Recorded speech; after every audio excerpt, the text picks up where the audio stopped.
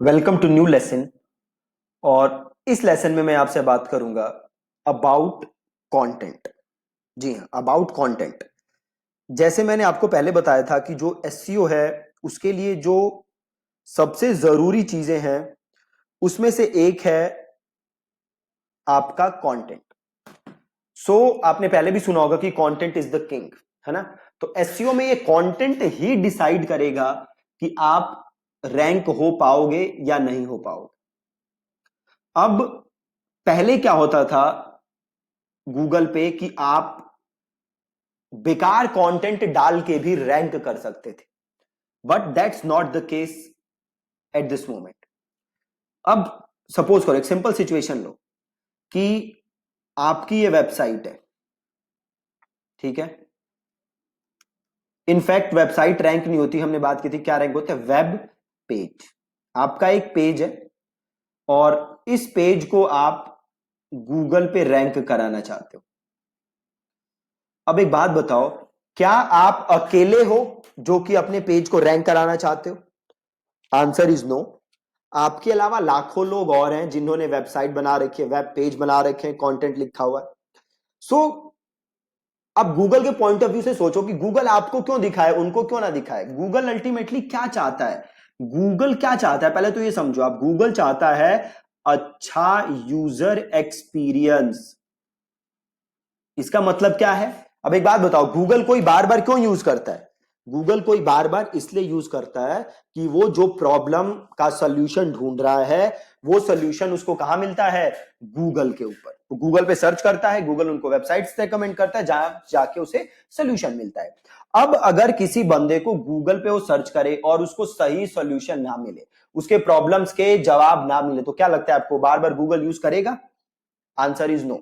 और अगर वो बार बार गूगल यूज नहीं करेगा तो किसका कस्टमर निकलेगा हाथ से? गूगल का। फिर गूगल को लॉस होगा, राइट। तो गूगल अल्टीमेटली चाहता है कि उसके यूजर्स का एक्सपीरियंस अच्छा हो।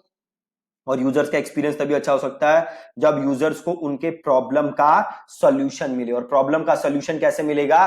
Through content. ठीक है जी। तो आपको करना क्या है, आप जिस भी प्रॉब्लम का सॉल्यूशन दे रहे हो या जिस भी क्वेश्चन का आंसर कर रहे हो या जिस भी कीवर्ड के ऊपर आप कंटेंट लिख रहे हो, वो अल्टीमेटली यूजर की जो रिक्वायरमेंट है उसको सेटिस्फाई करना चाहिए। अगर आपका कंटेंट यूजर के रिक्वायरमेंट को सेटिस्फाई नहीं कर रहा, यूजर की नीड को सेटिस्फाई नहीं कर रहा, तो आपका कंटेंट कभी रैंक नहीं हो सकता। तो ये बहुत ही जरूरी है कि आपका कंटेंट यूजर के सवाल, उसकी प्रॉब्लम, उसके जो भी वो ढूंढ रहा है उसको सॉल्व करे।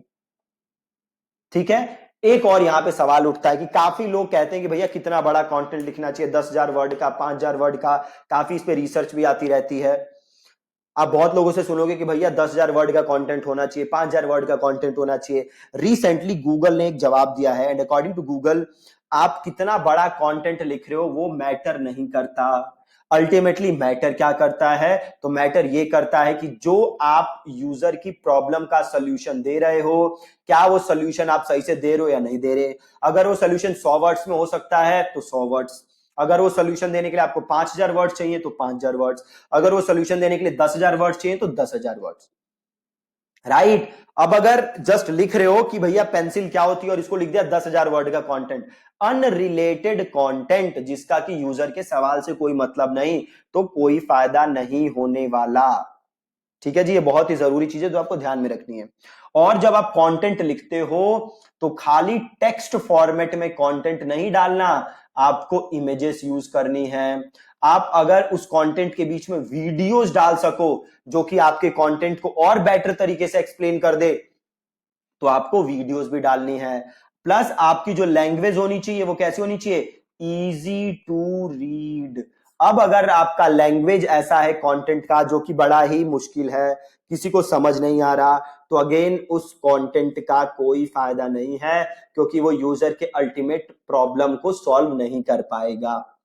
ठीक है जी। तो एसईओ का फाउंडेशन क्या है? आपका कंटेंट। सो मेक श्योर आपका कंटेंट अच्छा है। अच्छा कंटेंट बनाने के लिए आपको यूजर के प्रॉब्लम के जवाब देने हैं। और कंटेंट अच्छा और कैसे बना सकते हो, उसमें इमेजेस डालो, वीडियोस डालो, और वो रीड करने में आसान होना चाहिए, रीडेबल होना चाहिए।